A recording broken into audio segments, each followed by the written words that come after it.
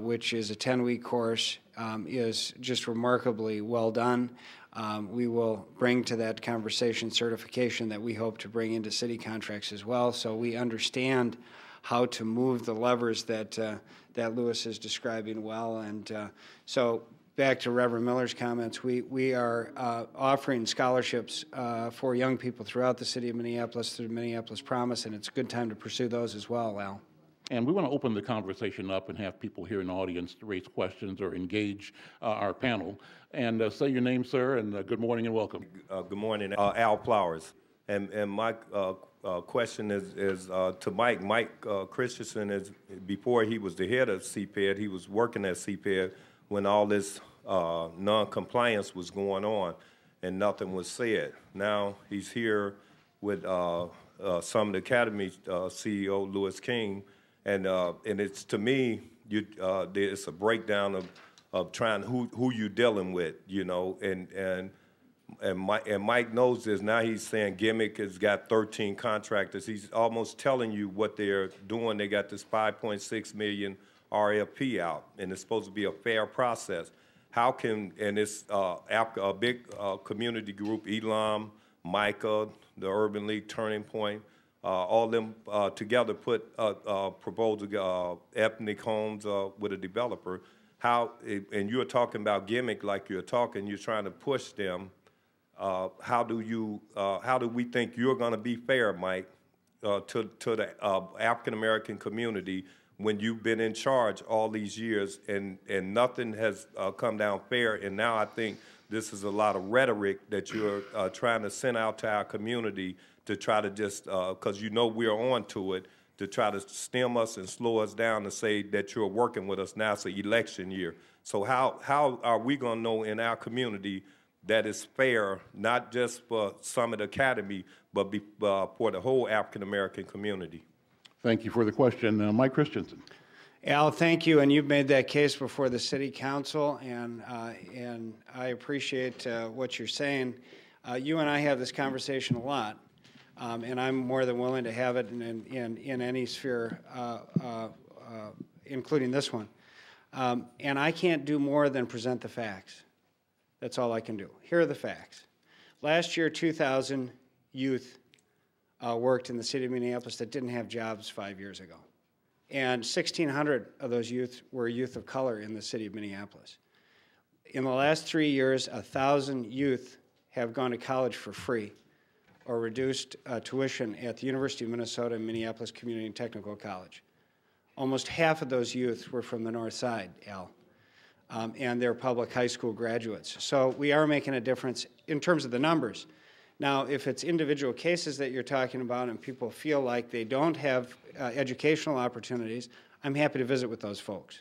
If they're here and they want to talk about what exists at Summit Academy or Urban League, which has long had a construction careers job training program, or if it's at Dunwoody or MCTC or at the University of Minnesota, I'm available. The one point I hear him asking about is a collection of black agencies and businesses want to do business to repair and restore housing in North Minneapolis.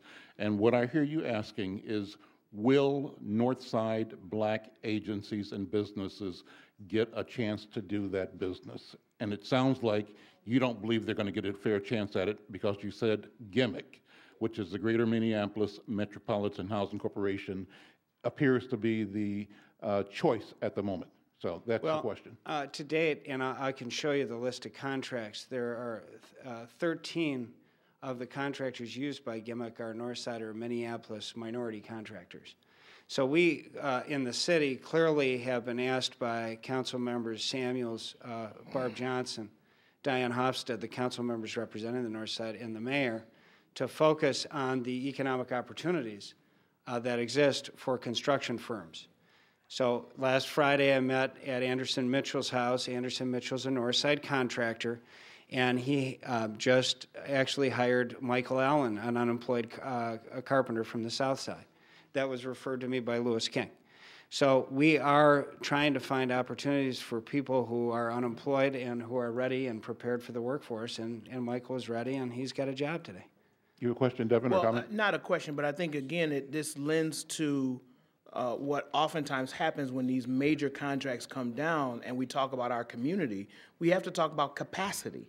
While we may have the skill set as an individual, a lot of the contracts that come down call for more. And I think that's what Mr. King is talking about when we got to change the way we look at business. Not only are we asking city and county and state and federal to look at it differently, but we have to look at it differently too. We have to collaborate. We have to come and make ourselves big enough to handle these But what happens when a collaboration, as Al Flowers described, does assemble and does present itself, but finds itself rejected by the city? What do they do? Then that's where, again, I defer to Mr. King, is that then we have to put the pressure where the pressure is needed. I don't knock that, but oftentimes we kind of talk about getting it, and then we go back once we got it, and then we try to put it together. If it's together and they're not doing it, then that's facts to facts.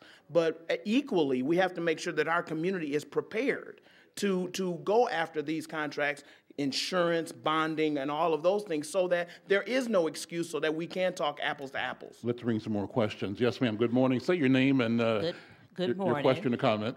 Good morning, sir. I'm Betty Ellison Harpole, and I'm all in favor of training and skills. I'm a retired school teacher, 37 years. However, I'd like to pose the question, how much training does it take to hold a stop sign on these construction settings?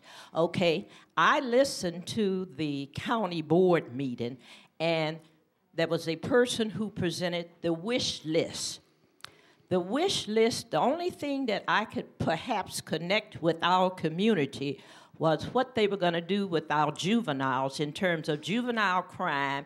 They had no proactive things. They were all, they were going to build wanted a cell block just for juveniles, and all of this was the negative of how we're going to control them, not how you're going to give a job. And like I read in your paper, Al, where Reverend McAfee said a job is one of the best social agencies in the world. If my livability is so low, I can't do all of these things, then that's where you get your crimes and like this. And then you need to also look in terms of some of these job programs that you have for people. Can they afford to get to the job? Can they, to the training?